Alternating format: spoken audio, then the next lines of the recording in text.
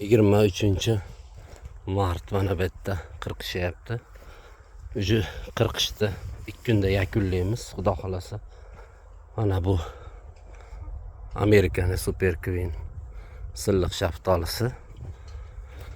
Gullagan payti o'zi eng zo'r payt, rozoy buton bo'lgan payti, gullagan payti. Kesish gulga qarab tanlab qirqasiz. Mana shoxlar hammasi yaxshi. Mana bu yerda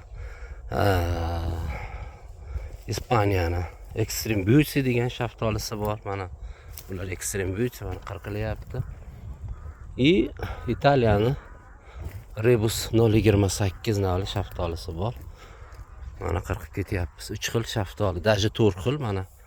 Goh-gohda bu yerda nimaniki Amerikani oktyabrda boshida, sentyabrda 3-yarim 10 kunligida pishadigan Laurel nomli tukli shaftolisi bor. Mana qirqishimiz menimcha chiroyli. Normal. Mevalari bir 30-40 kilo xudo xolasa mevasi bor. Eng kami 20 kilodan. Guli o'zi mayda bo'ladi bu Super Queen. Ko'rimsiz mayda bo'ladi. Lekin mevasi dahshat bo'ladi.